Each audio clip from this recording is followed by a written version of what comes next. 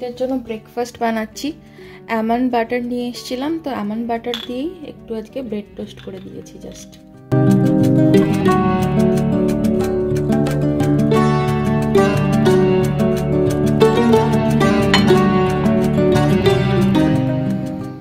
Hello everyone, good morning, welcome to my channel. Beautiful জার্নির একটা নতুন ব্লগে সবাইকে স্বাগত। আজকে মকর সংক্রান্তি, সবাইকে জানাই শুভ মকর সংক্রান্তির অনেক অনেক শুভেচ্ছা। ঘড়ির কাঁটায় এখন বাজছে 10টা 10, আমার স্নান হয়ে গেছে। তো মকর সংক্রান্তিতে স্পেশাল হচ্ছে মকর, যেটা আমি খুব মিস করি, অনেক দিন ধরে মিস করি। বহু বছর হয়ে গেল মায়ের হাতের মকর মাখা খাওয়া হয়নি। তো ইচ্ছা ছিল যে এই বছরে আমি চেষ্টা করব মকর মাখার। সব কিছু জিনিসপত্র পাইনি, যে কটা জিনিস পেয়েছি আর কিছু জিনিস তৈরি করেছি, সেটা দিয়েই আমি মকরটা বানাবো। তো আজকের ব্লগটা এখান থেকে শুরু করছি, দেখতে থাকো, আশা করছি ভালো লাগবে। আজকে ওয়েদারটা এরকমই থাকবে, মেঘলা আকাশ, তবে টেম্পারেচার কিন্তু বেশ কয়েক ডিগ্রি বেড়েছে আগের কিছু দিনের তুলনায়। আজকে এখন টেম্পারেচার 8 ডিগ্রি, তো মোটামুটি 4-5-এর মধ্যে সারাদিন থাকবে। তো সেই জন্য ঠান্ডাটা একটু সামান্য কম আছে আগের কিছু দিনের তুলনায়। রিও স্কুলে চলে গেছে অনেকক্ষণ, মনোজিৎ আজকে দিয়ে বাড়ি থেকেই কাজ করছে। আমি বললাম আজকে আমি একটু মকর মাখবো, সেই জন্য তুমি থাকো বাড়িতে। একা থাকলে তো আর তখন আর কিছু করতে ইচ্ছা করবে না। তো চলো, পুজোটাও আমার যা ডেইলি পুজো থাকে স্নানের পরে সেটাও করে নিই, আর তার সাথে মকরটাও মেখে নিই। মকর মাখতে যা যা লাগবে সেগুলো আমি এখানে একসাথে এক জায়গায় রেডি করে নিয়েছি। আর এছাড়াও আমি একটু গুড়ের মাখা সন্দেশ বানিয়েছি, সাথে একটু মোয়া রয়েছে যেটা এসছে ইন্ডিয়া থেকে, আর তার সাথে রয়েছে চিটপাটালি, যেটাও আমি বাড়িতেই বানিয়েছি, আর যেটা ছাড়া মকর একদম অসম্পূর্ণ। এছাড়া নারকেল কোড়া, ডাবের জল, চাল বাটা, দুধ, এই সবগুলো লাগে, সেগুলো আমি এখানে রেডি করে নিয়েছি। যেহেতু এখানে ডাব প্রচণ্ড কস্টলি, তাই আমি এখানে ডাবের জলের টেট্রা প্যাক ব্যবহার করছি। এটাও 100% কোকোনাট ওয়াটার, আর তার সাথে ফ্রেশ নারকেল কোড়া নেই বলে আমি ডেসিকেটেড কোকোনাট ব্যবহার করছি। তো এখানে ফলের মধ্যে আমি আপেল, শসা, অল্প একটু আঙুর, কমলা লেবু আর তার সাথে খেজুর, এইগুলোই ব্যবহার করেছি। তবে মকরে কিন্তু দুটো ইনগ্রিডিয়েন্ট স্পেশাল থাকে, সেটা হচ্ছে আখ আর তার সাথে কুল, যে দুটো আমার কাছে ছিল না, তাই ব্যবহার করতে পারিনি। এর সাথে বাড়িতেই আমি বাতাসা তৈরি করে নিয়েছি, আর সাথে চিটপাটালি। বাতাসাটা কিন্তু বাতাসার শেপের না হলেও এক্স্যাক্টলি কিন্তু টেক্সচারটা বাতাসার মতোই হয়েছে। এবার আমি একে একে নারকেলের জল দিয়ে দেব, তার সাথে দিয়ে দেব দুধ 1 বাটি, আর অল্প একটু আতপ চাল বাটা।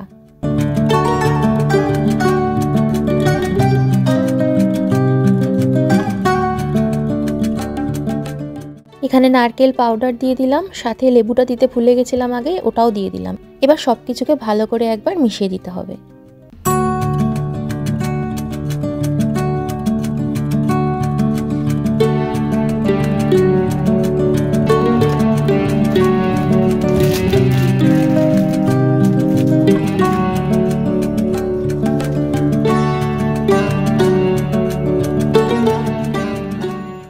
আমরা যারা ভ্লগ করি বা ডেইলি ভ্লগার, তারা কিন্তু সারাদিন মোটামুটি যে কাজগুলো করি সেইগুলো নিয়েই একটা ভিডিও বানিয়ে ভ্লগ পোস্ট করি। তো তোমাদের ভালো লাগলে তোমরা নিশ্চয়ই দেখবে, আর ভালো না লাগলে অবশ্যই দেখবে না, বা খারাপ কিছু থাকলে নিশ্চয়ই কমেন্ট করে জানাবে। তাই বলে কেউ যদি এটা ভাবো যে ব্লগ করছে মানেই সে সমস্ত পুজো করছে, এমনটা কিন্তু নয়। পুজোটা মানুষ মন থেকে করে। এবার সেটা যদি কেউ তার ডেইলি লাইফের অংশ হিসাবে দেখিয়ে থাকে তোমাদের কাছে, আমার মনে হয় তোমাদের সেটা নিয়ে কোনো মনে বিদ্বেষ রাখা উচিত নয়। আশা করছি কি বলতে চাইলাম নিশ্চয়ই বুঝতে পেরেছো।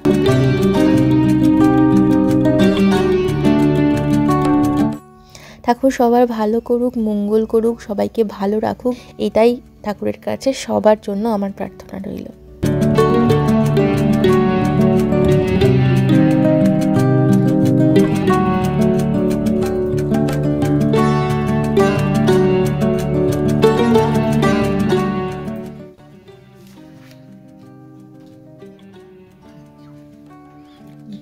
মকর বলে এটাকে।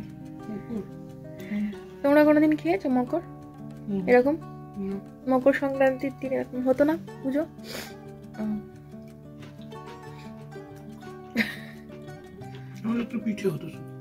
সেটা তো বিকালে হবে, সকালে হতো না।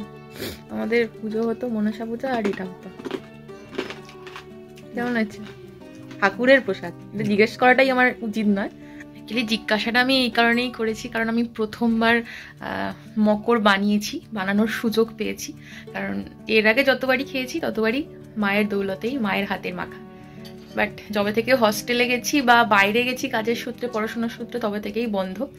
লাস্ট কবে খেয়েছি আমার মনে পড়ে না, বাট এবছরে তাই নিজেই বানালাম।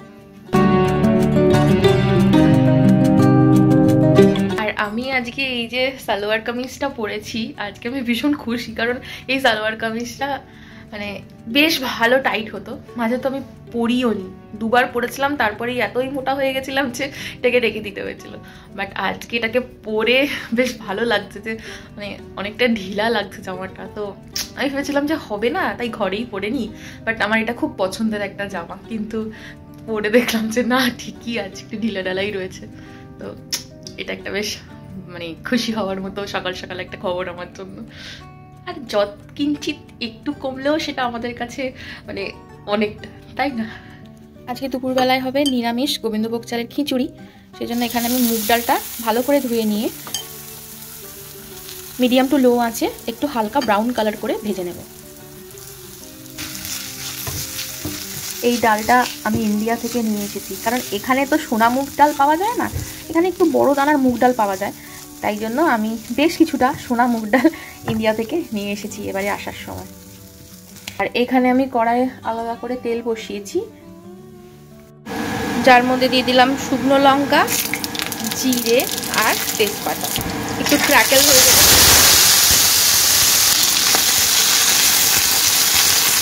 তো জিরের ফোড়নটা একটু ক্র্যাকলস হয়ে যেতে তারপরে আমি সবজিগুলো দিয়ে দিয়েছি। ফুলকপি, একটু বড় সাইজের আলু, গাজর আর বিনস। সবজিগুলো ভাজা হয়ে গেছে, এখানে আমি আদা আর টমেটো একসাথে বেটে রেখেছিলাম, সেটা অ্যাড করে দিলাম। হলুদ গুঁড়ো, ধনে গুঁড়ো সামান্য, লঙ্কা গুঁড়ো, নুন, জিরে গুঁড়ো। জিরে গুঁড়োটা একটু বেশি করে দিচ্ছি, যেহেতু নিরামিষ, তো নিরামিষের জিরে গুঁড়োটা বেশ ভালো লাগে খেতে। আর মিক্সির বাটিটা একটু ধুয়ে নিয়ে জল দিলাম। আমার হাতে সময় ভীষণই কম, কারণ ঘড়িতে বেজে গেছে 12:30, আমি আবার রিওকে আনতে যাব। সেই জন্য এখানে ঝটপট করে একেবারে সব মশলা বাটা বাটি সব দিয়ে দিয়েছি। এবার এটাকে একটু মিডিয়াম টু লো আছে ভালো করে একটু কষিয়ে নেব, তারপরে চাল আর ডালটা অ্যাড করে দেবো। মতো অবস্থায় আমি এখানে মটরশুঁটিগুলো অ্যাড করে দিলাম।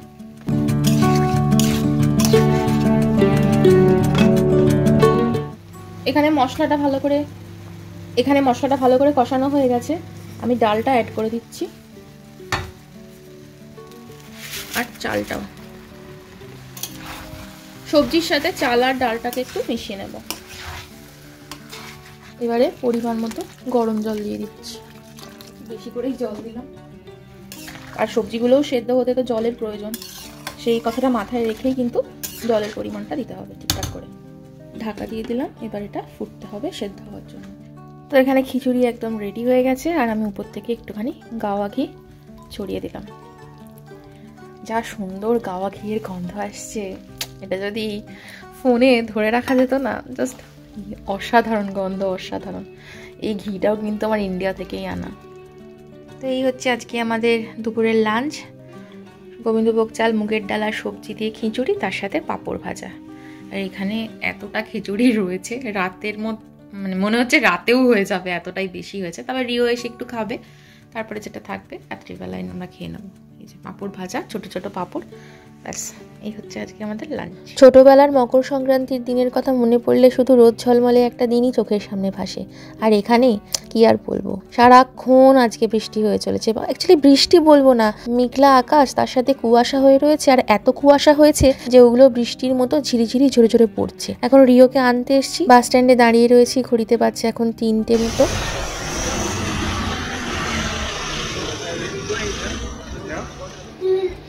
কি করছিস তুই? কি করছিস? খেলছিস? হাতা খুন্তি কড়াই কি আছে এটা? এগুলো কি রে কড়াতে? ডাইনোসর ভাজা হচ্ছে। রিও এখানে ডাইনোসর ভাজুক, আর আমি ওখানে যাই একটু পিঠে বানাতে। চল।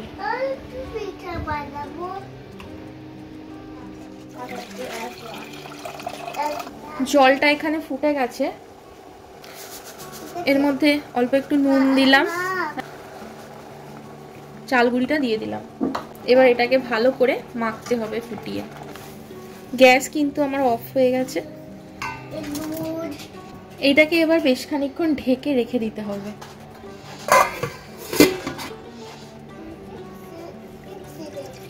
দুধটা ঘন হওয়ার জন্য আমি এখানে জাল দিতে বসিয়ে দিচ্ছি।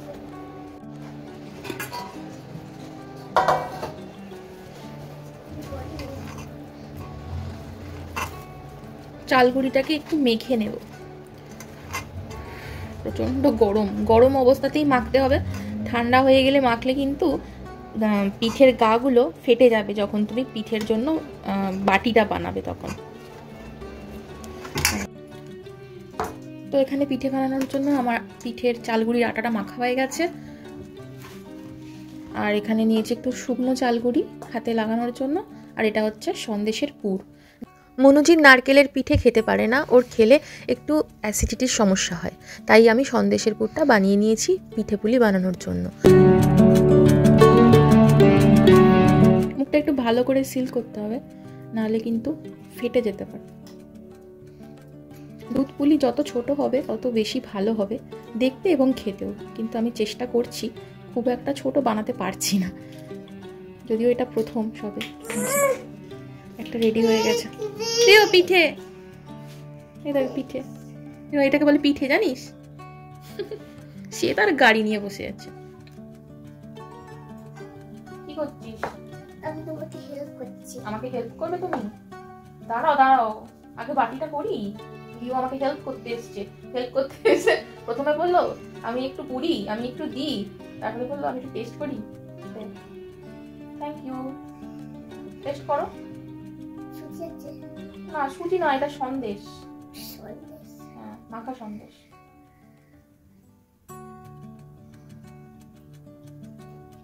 কেমন?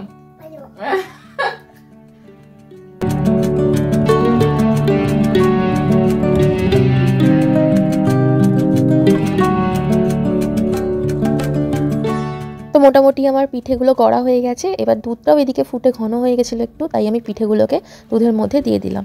বেশি নাড়াচাড়া করা যাবে না, নাহলে কিন্তু পিঠেগুলোর মুখগুলো খুলে যেতে পারে আর ঘেঁটে যেতে পারে।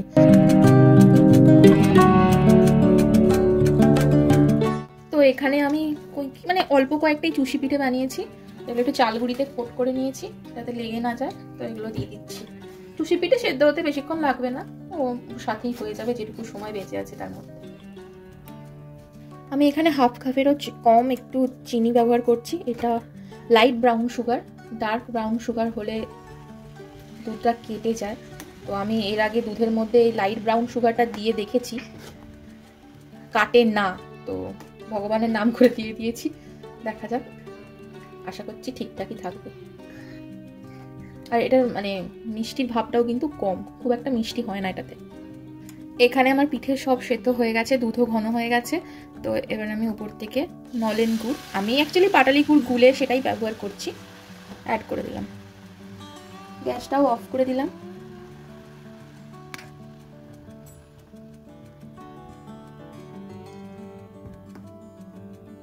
বেশি নাড়াচাড়া করার দরকার নেই, গুড় দেওয়া হয়েছে, গরম আছে, এরকমই থাক। আজকে রিও ডিনার করছে দুধ পুলি দিয়ে, তাই তো রিও? আজকে বললে আমি এইটাই ডিনারে খাবো। ঠিক আছে, ওকে তাই। তো চলো, এর সাথে সাথে আজকের ভিডিওটাও এখানে শেষ করলাম। কেমন লাগলো জানাতে ভুলো না। সবাই খুব ভালো থেকো, সাবধানে থেকো, সুস্থ থেকো। দেখা হচ্ছে নেক্সট ব্লগে। টাটা।